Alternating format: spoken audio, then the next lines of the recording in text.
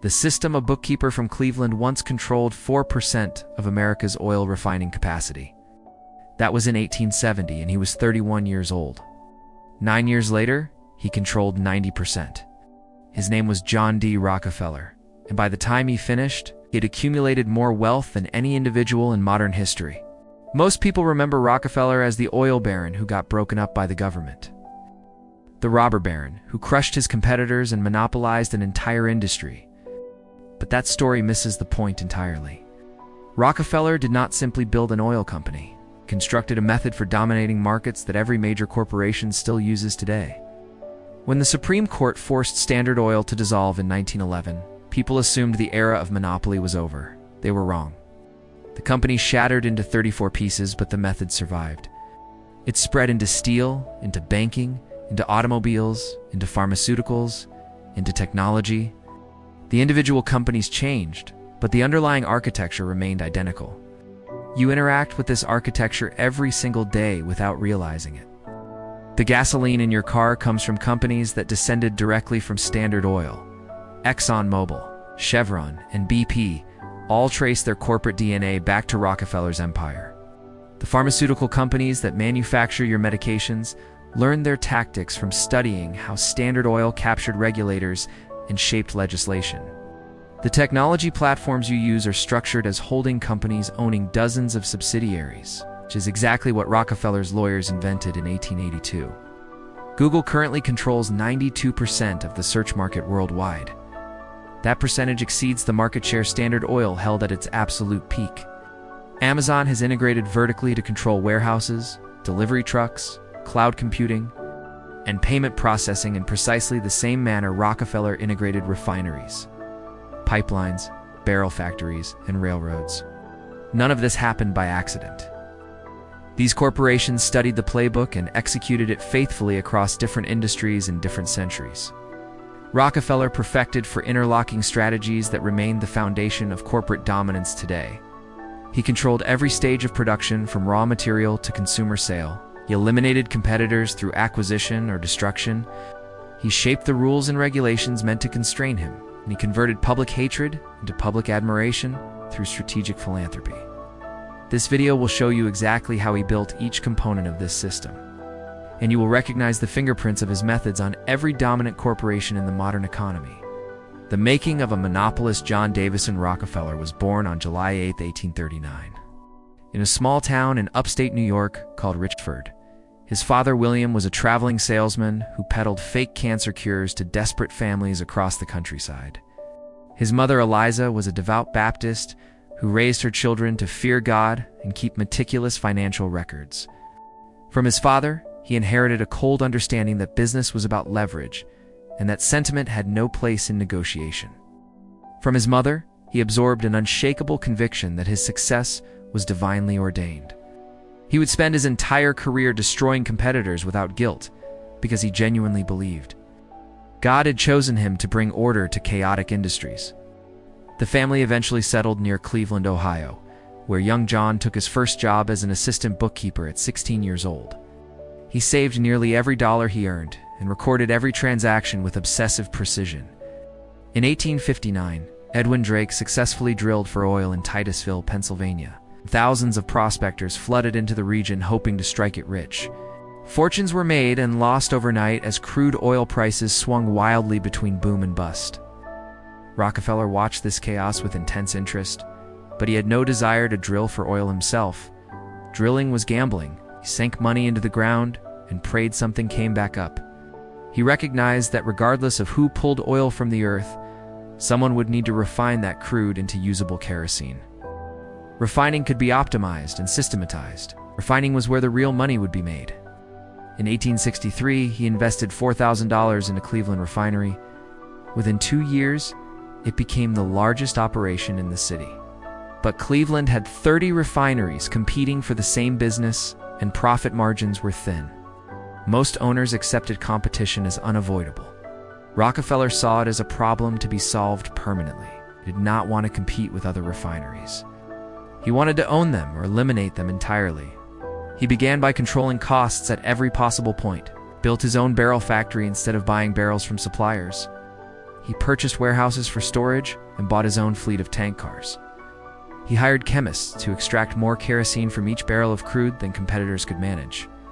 He reinvested every dollar of profit back into expansion. By 1870, he incorporated the Standard Oil Company of Ohio. His refineries processed more oil than anyone else in Cleveland, but he still controlled only 4% of the national market. The Cleveland Massacre in early 1872, Rockefeller made his move.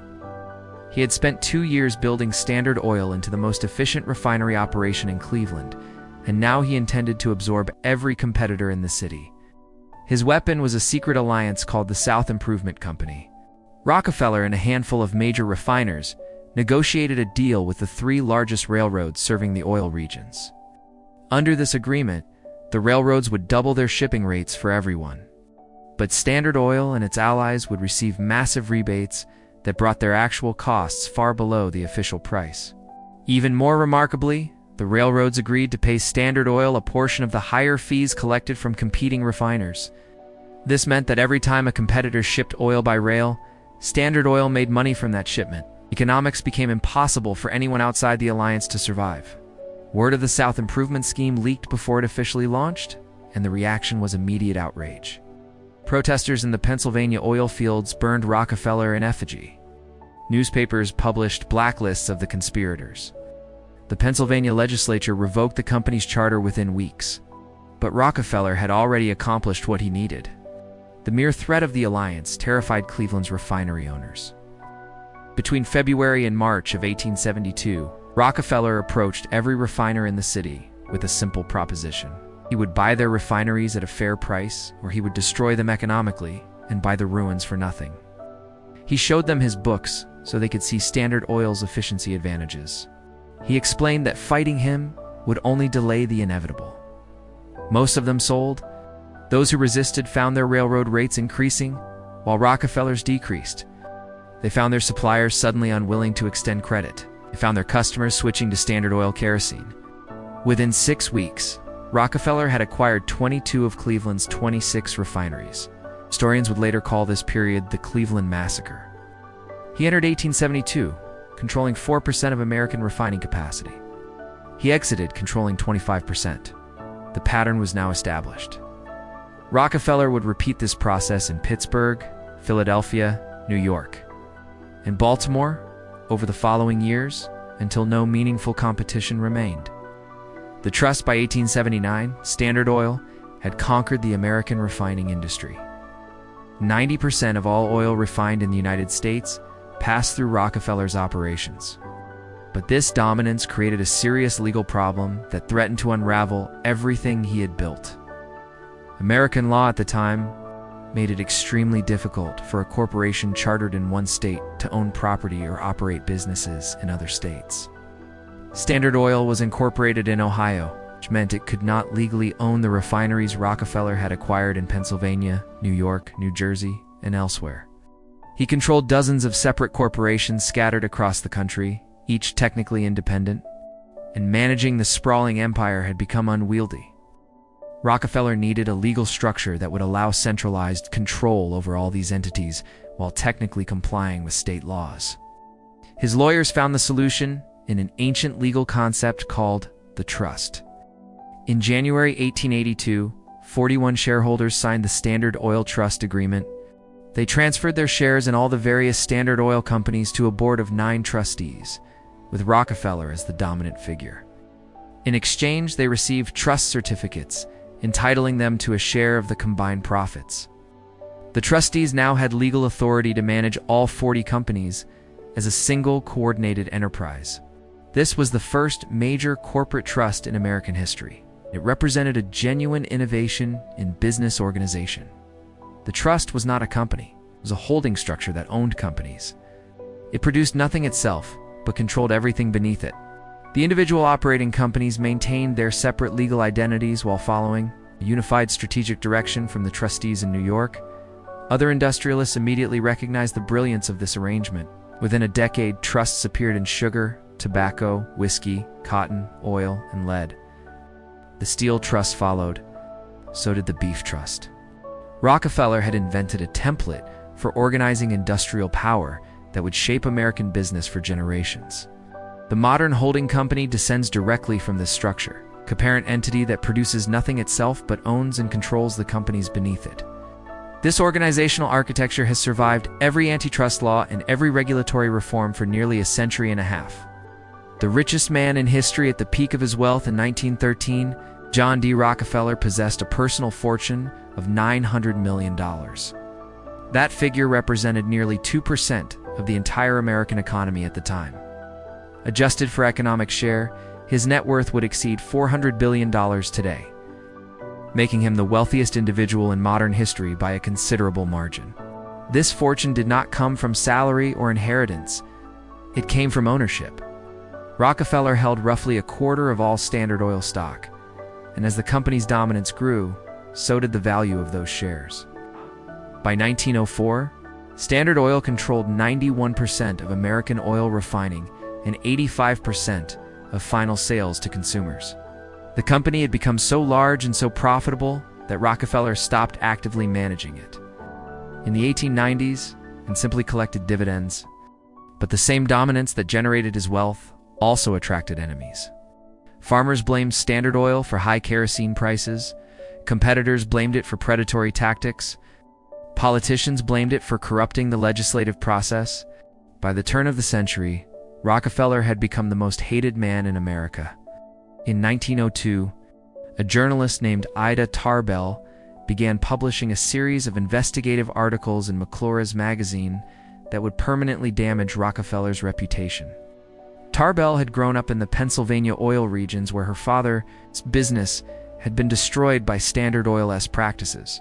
She spent years documenting the company's secret railroad deals, its espionage against competitors, and its systematic campaign to eliminate independent refiners. Her work fueled a growing political movement against industrial monopolies. In 1906, the federal government filed an antitrust lawsuit against Standard Oil under the Sherman Act. 5 years of litigation followed. On May 15, 1911, the Supreme Court delivered its verdict. Standard Oil had violated federal law by monopolizing the petroleum industry through unreasonable restraint of trade. The court ordered the trust dissolved into 34 separate companies within 6 months. Newspapers celebrated the decision as a victory for the common man against corporate tyranny. Rockefeller was playing golf when he received the news. He finished his round and reportedly told a companion that the ruling would ultimately prove beneficial to his finances. The pieces that reassembled Rockefeller's calm reaction to the Supreme Court ruling was justified. He owned approximately 25% of Standard Oil's shares at the time of dissolution, which meant he received proportional ownership in all 34 successor companies. When the stock in these new entities began trading publicly, investors rushed to buy shares in what had been the most profitable enterprise in American history. The combined market value of the 34 companies quickly exceeded the value of the original trust. Within 2 years of the breakup, Rockefeller's personal wealth had nearly tripled. The government's attempt to punish him had instead made him significantly richer. The successor companies themselves remained dominant forces in their regional markets. Standard Oil of New Jersey controlled refining in the Northeast. Standard Oil of New York dominated the Atlantic coast trade. Standard Oil of California held the western markets. Standard Oil of Indiana owned the Midwestern territory. They competed with each other in theory, but decades of shared corporate culture and interlocking business relationships meant this competition was often gentler than true market rivalry. Over the following century, these pieces began merging back together. Standard Oil of New Jersey changed its name to Exxon in 1972. Standard Oil of New York became Mobil in 1999. Exxon and Mobil merged to form ExxonMobil, reuniting two of the largest fragments of the original trust. Standard Oil of California renamed itself Chevron and acquired Gulf Oil in 1985 and Texaco in 2001. Standard Oil of Indiana became Amoco, which British Petroleum acquired in 1998. BP also purchased Standard Oil of Ohio in 1987. The monopoly that the Supreme Court shattered in 1911 has substantially reconsolidated into 3 dominant corporations. ExxonMobil and Chevron are the 2 largest American oil companies. BP ranks among the largest in the world. Together with a handful of other major producers, They control global petroleum markets in ways that would be familiar to anyone who studied Standard Oil's original structure. The system did not die when the government broke it apart, simply reorganized, waited, and gradually reassembled itself over the course of 100 years. The philanthropy playbook at the height of public hatred against him, Rockefeller began giving away his fortune on an unprecedented scale. Wow. In 1913, he established the Rockefeller Foundation with an initial endowment of $100 million, which would grow to over $250 million within a decade. The foundation's stated mission was to promote the well-being of humanity throughout the world. This philanthropy served multiple purposes simultaneously. It allowed Rockefeller to avoid estate taxes that would have claimed a substantial portion of his wealth upon death.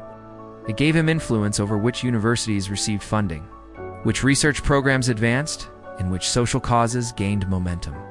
And it transformed his public image from ruthless monopolist to benevolent benefactor within a single generation.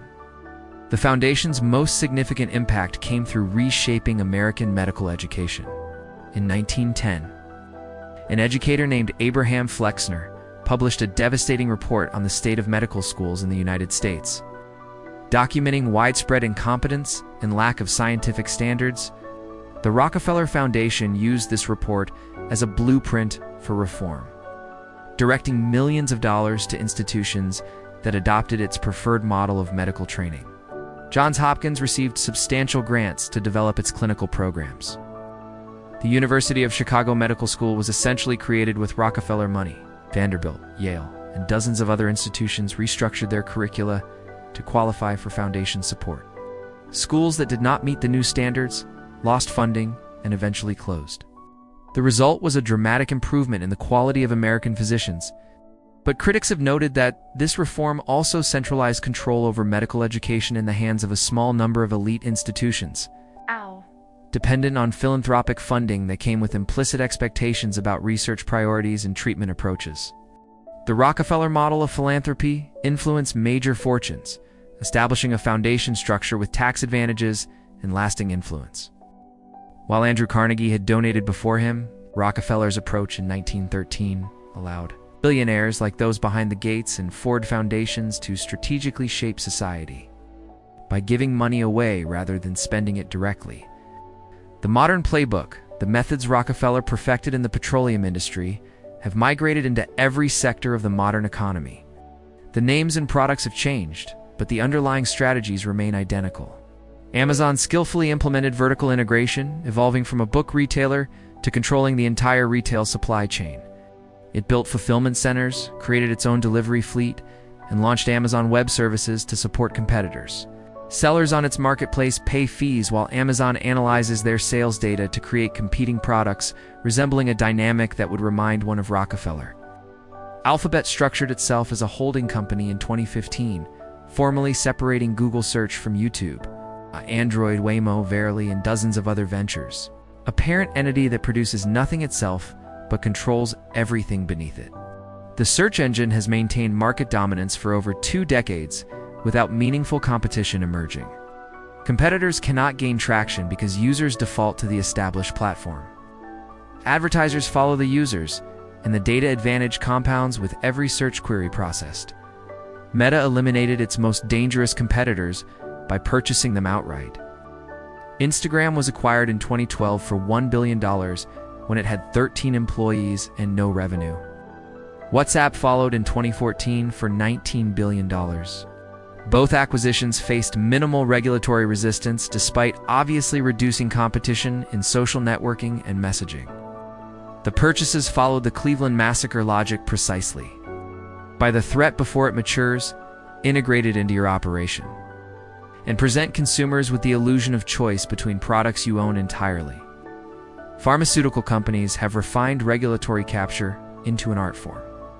Industry representatives rotate through positions at the FDA and return to corporate roles with insider knowledge and personal relationships. User fees paid by drug companies fund the agencies evaluating their products. Patent lawyers draft legislation, extending monopoly protections that legislators pass without fully understanding.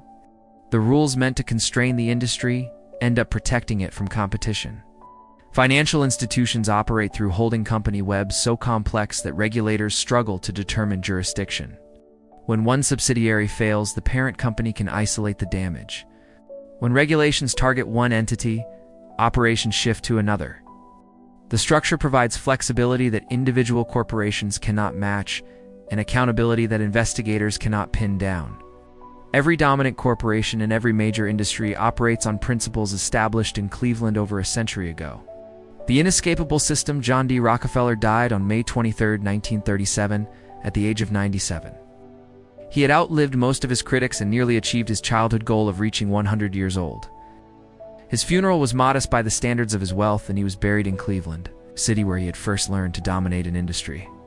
Other industrial titans of his era left legacies that faded after their deaths. Carnegie's Steel Company declined without his leadership, and Vanderbilt's railroad empire was gradually sold off by his descendants. J.P. Morgan's financial institutions lost their founding character within a generation. In contrast, Rockefeller built a self-sustaining system. His methods for controlling markets, eliminating competitors, and capturing regulators became ingrained in American corporate law and business education, influencing generations of executives across various industries. His descendants maintained influence for decades after his death. His son John Jr. oversaw the family philanthropies and developed Rockefeller Center in Manhattan. His grandsons included a governor of New York, a governor of Arkansas, a senator from West Virginia, and the longtime chairman of Chase Manhattan Bank, David Rockefeller, who died in 2017 at age 101, remained one of the most connected figures in global finance throughout his life. The Rockefeller family fortune is managed through various trusts and foundations like the Rockefeller Brothers Fund, the Rockefeller Family Fund, and the Rockefeller Foundation, which continue to influence research and policy on issues such as climate change and global health. However, the family's influence pales compared to the ongoing system where a handful of corporations dominate every major industry. The consolidation that began with Rockefeller has led to 3 to 5 players controlling most markets. With increasing barriers to entry, maintaining a corporate dominance structure unchanged since 1882, you cannot escape this system because it surrounds every transaction you make. But you can recognize its patterns, understand its history, and see the fingerprints of a Cleveland bookkeeper on the economy you navigate every day.